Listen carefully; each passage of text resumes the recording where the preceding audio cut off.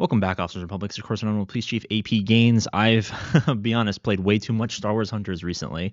It's a little addicting, and I've pretty much written down and kind of mastered all of the strategies for different game modes and maps. So optimal team comps videos will be coming out.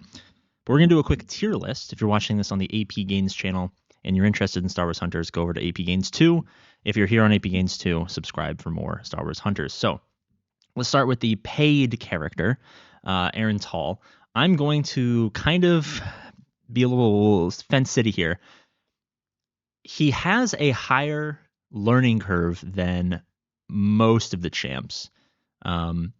He has upside of S tier if you're really good. I've had some games and played with some really powerful or really talented Aaron Tall players where depending on the map and the game mode, he has S tier, an S tier ceiling.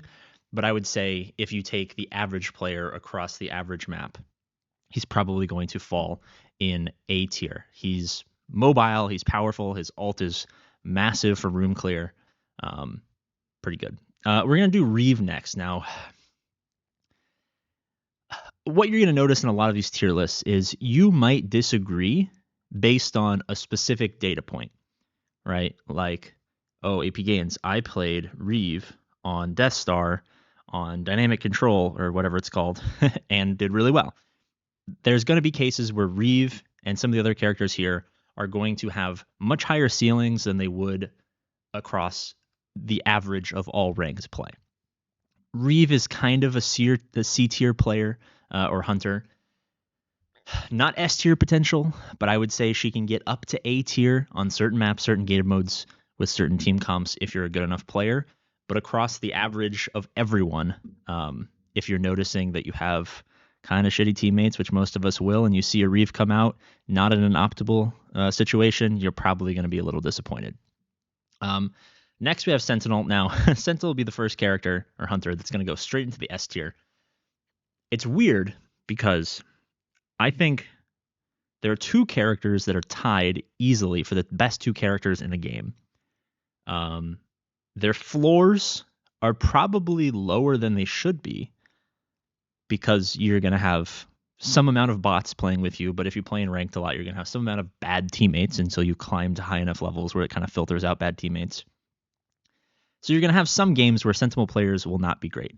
But he's thick, he's got control, he's got relatively good damage, he's got knockback. There's not really a game mode or a map where he struggles. It's more so on the individual player to play him effectively. Now, I'll have videos on all the characters on how to best play them tactically, what maps, what game modes are best for each of them so that you can learn them all, go into a ranked game and say, this is Ewok Village, team deathmatch, I should probably play Diago. You know what I mean? But Sentinel is, I don't think anyone will argue, pretty firmly in S tier. He kind of does it all. We're going to do Jedi next. If you're wondering the specific order I'm going in the order of how they're listed on the website just because it just seemed like a non-biased way to go about it because it's pre-generated by the people at Star Wars Hunters, so I don't have to worry about accidentally tipping my hand by leaning too much into the characters I want to talk about, the good and the bad, and leaving the middle characters out or going from left to right and, doesn't matter. I'm going to put Jedi in B tier. B tier is basically the C tier of tier lists. He,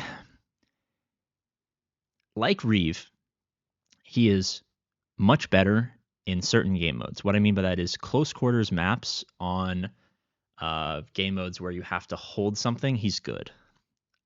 I'm struggling to remember the name of the keep away game, but whatever that is, someone let me know in the comment section. I'm going to look like a fake fan here. He's better. Close quarter maps, anything where you have to have a lot of people in a tight space, he's going to be elevated. The difference between him and Reeve, and the reason he's a little bit higher, is he's simpler and it's easier for a bad teammate to not be as bad with him, if that makes sense.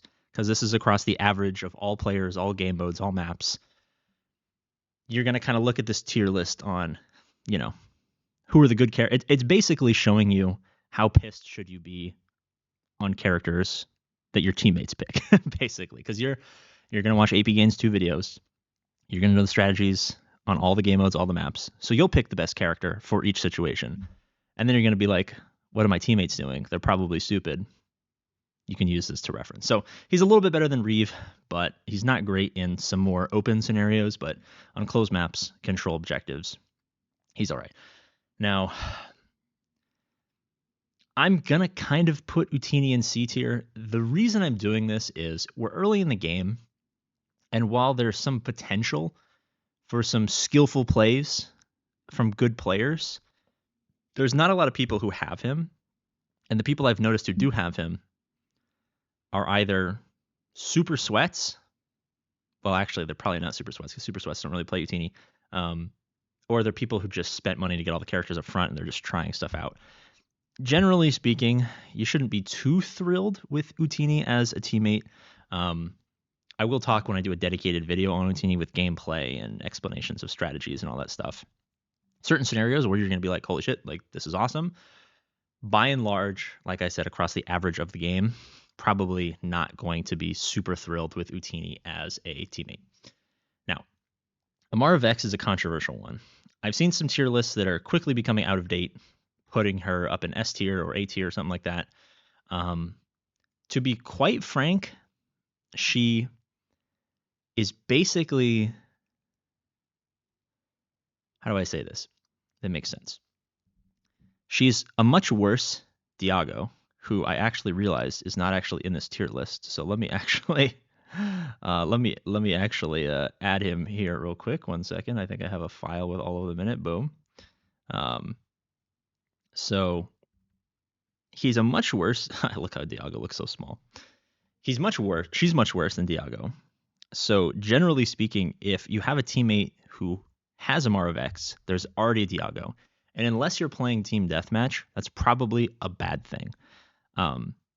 Good damage, okay mobility, potential for high burst fire damage. So in open maps, she can really frag out. Like I said, if you're playing a team deathmatch or any game mode on on Ewok Village, or not pod racing, but Ewok Village, or oh god, I'm forgetting the names of the map. The one with the train cars that go by. She has potential to be good just because she's ranged, she's a little mobile, she has some good damage output on open maps. But if you're playing any game mode that involves not being team deathmatch, where you have to be somewhere and hold something, she's not great. And generally speaking, people only pick her if Diago is not available, which means you probably have too much of the wrong thing in the game, which means you're probably going to be at a disadvantage. So I probably put her... I kind of want to put her in D tier, and I want to put her in D tier as a principled stance.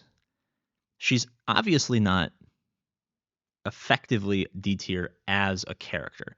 It's more the situations that bring her to be in the game are situations that, generally speaking, across the average of all players in all games, are going to make it harder for you to win your match, right? If this was casual, only team deathmatch, sure, she'd probably be in B or A tier just because of the damage output. But situationally, across the average of all games and all modes, she's generally not a teammate you want to have. Now, speaking of her, we have Diago, who I am going to put in. Actually, I'm going to leave S tier as just the very best characters in the game. So I'm going to controversially put him in A tier. Now, he's the best damage dealer. He's probably the third best character in the entire game. The skill level is not very high, so even bad players can be effective with him. The reason he's not an S tier is there's only 2 S tier characters. I think that's objectively true across the average of all games and all players. But people oftentimes pick him when they shouldn't. About half of the maps are not Diago maps. Some of the game modes are not Diago game modes. So generally, you'll get a person who picks him as a teammate. They'll pick him expecting to top frag, get a bunch of kills, really be a team player. They'll not have great lines of sight. They'll not do a lot of damage. They'll get killed easily by melee champs in close quarters. They won't play the objective. And generally speaking, in those situations, it's not great to have a Diago. You can kind of make up for it If you play the Diago, you're in a bad situation, but you're really good. I've had a couple of games where I picked him intentionally knowing that he was probably one of the worst picks in that scenario. And it's like, what can I do here? And if you run it, if you do a train, you can kind of make him viable. But generally speaking, he's either the best character possible. Like Ewok Village, he is by far the best character. It doesn't matter what game mode. Ewok Village, he is the greatest character of all time. He is literally Jesus Christ. Um, in a lot of scenarios, he's not great, but generally speaking, he is so powerful as an actual character, he's going to be an A tier. Right? Okay, let's move on. Who do they have next? I always pronounce her name Zana instead of like Ziana, but she is a B tier character. She becomes S tier in very specific situations. You're gonna have to wait. I'm gonna pump out a bunch of content in short order because I've been taking a few days to like make sure everything in order, all the tactics and team comps that I've put together make sense and have been tested with solo queue, with squad gameplay and stuff like that. She's hard to kill because she can move around a lot. Her ult is fantastic for objective control. Her heal is fantastic for objective control. She's not great in solo queue unless you're in a higher division for ranked. But if you're playing with a squad or you're at a high level in ranked and people know what they're doing, she becomes a god because she can hold objectives and move around the map and kind of help control passively as a support better than most characters. There'll be a little controversy here because this is probably one of the one of the most up and down potential characters, but Ziana is probably B tier just because she has the potential to be amazing. So it stops her from falling too far, but in a lot of scenarios, you probably don't want her on your team. Char is going to be firmly in A tier. Most of ranked is not team deathmatch. Most of ranked is doing some sort of objective, and he is a fantastic objective player. He has control, he has heal, he has good damage, he has survivability. He is like Sentinel. I think he has more upside than Sentinel in certain scenarios, but I think his floor is lower, especially across all players, across all game modes on average, because he's a little bit harder to play. But if you have a good squad or a person on your team who knows how to play him, he has S plus tier potential. He is amazing. He is probably going to be my favorite character. I probably want to get 5 more hours of gameplay with him to master it. But he is fantastic. Sprocket is probably the character that I've played with the least. So I'm gonna throw Sprocket in C tier. I think as more players play with more characters, there will carve out a niche of players who can play Sprocket well. Generally speaking, you don't want him on your team, but I think if I redid this tier list in 2 months, that might be different. But there's not a lot to say about him that makes him stand out. And because this tier list is kind of like, I'm in a game, I know what I'm doing. Do my teammates know what they're doing? Check tier list. No, they don't. You're probably not going to be super excited for a Sprocket on your team. But Skora. Skora is like Diago. I'm going to throw Skora in A tier. The mobility is great. The healing is great. The ult is fantastic. The damage is okay. Survivability is low, but evasion is high. I guess health is low. Survivability is medium because evasion is high. If you have a good Skora player, I'd actually say if you're playing with Arnold, when I play with Arnold, he's a good Skora player. He keeps himself alive. He heals like a motherfucker. He's great. If you have a good Skora player on your team, you're probably going to be pretty happy. That being said, you're going to have a lot of bad Skora players on your team. So in objective game modes, if you have a random Skora, you're probably not going to be super thrilled. If you have a friend who you know is not dog shit, you're going to be pretty happy. So I'm going to put Skora in A tier because there's the upside of being a match-defining character, but there's also the downside of being basically useless. I've probably had more O10 teammates where they get 0 kills, die 10 times as Scora, and didn't heal enough to make it worth it than any other character. So I'm gonna say the upside keeps him locked in A, or her. Honestly, I think it's a girl, to be perfectly honest. Keeps her locked in A, but you can definitely fall down to C or D tier depending on how good your actual teammate is. Graz and Slingshot are the last two. I'm actually going to do Slingshot first. Slingshot's weird. Slingshot can be useful on some objective modes because of the mobility and survivability, but I kind of just think of Slingshot as like an average, just an average teammate in most scenarios. On average, across all players, across all games, kind of average. I don't really have a ton to say. I haven't played a ton of. I've maybe have like 3 hours of total gameplay. There's not enough to say to make Slingshot really interesting to talk about. Graz is tied with Sentinel as the best character in the game. I'm willing to say that Graz is probably, if you're a good player, Graz is probably the best character in the game by far. Across the average of all players, all games, there's a chance you have a bad Graz. If your Graz knows anything about the game, the floor is A tier and the ceiling is unstoppable destruction. I love going into close quarters game modes, or weirdly, melee characters don't do great on Ewok Village, but Graz is the rare exception where you can have 16 kill games. I've had a couple of 16, 15, 20 kill games on some objective modes with Graz on Ewok Village, depending on enemy team comp. His control is fantastic. His survivability is fantastic. His damage is actually pretty good. His ult is fucking amazing on half of the maps. It's basically a nuke that kills the entire enemy team. I've seen a lot of people complain about Graz being not good. I think that kind of reflects them not being good. I hate to say it. I mean, you're going to get a lot of people who just aren't good at these types of games, and that's fine. But you should probably have a Graz in every single game. Every single game you play should have a Graz. If there's no Graz on your team, you're at a disadvantage. There's certain scenarios on, like, I'm trying to think of it, like, maybe there's maybe one map. Fuck, what is it called? It's the map with the big circle in the middle. It's not Pod Race. I can't remember exactly what it's called, to be perfectly honest.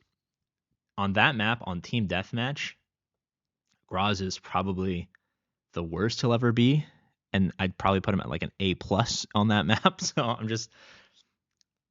he's the best character.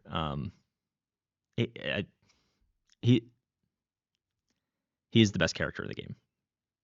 The ideal team comp across the average of all games, all game modes, all players, would probably be, to be perfectly honest, like a Graz, Sentinel,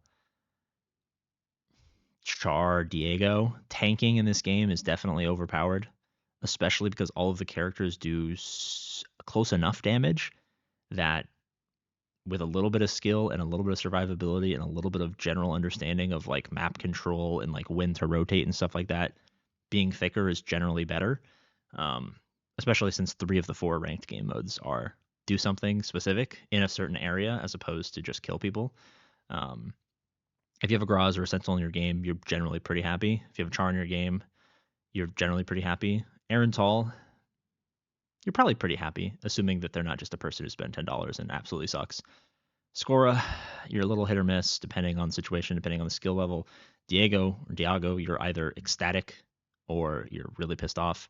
And the rest of them are not differentiable enough to where it really matters. Let me know what you guys think in the comment section. What did I get right? Hint, everything. What did I get wrong? Hint, nothing. And if you find yourself disagreeing with this tier list, the game is so simple that I think the tier list is accurate. But do this for me. Ready? Probably like 7 people are still watching, so let me know if you're still watching at this point. But if you disagree with a placement, do this. Character, map, game mode, team comp. List those out. So go like Ewok Village, Graz, fucking dynamic control, squishy teammates, and then tell me what your opinion about that character is based on the situation, right? Because if you're going to tell me Amara Vex, it's disrespectful to put her in D tier, God tier damage dealer, great mobility, high single fire damage or burst damage, but you say Amara Vex, Death Star, squishy team comp, right? You're kind of proving that you don't know what you're talking about. I hate to say it. So I'm willing to listen to feedback, obviously, because I don't have thousands of hours in this game. I have way too many, but I don't have thousands of hours in this game.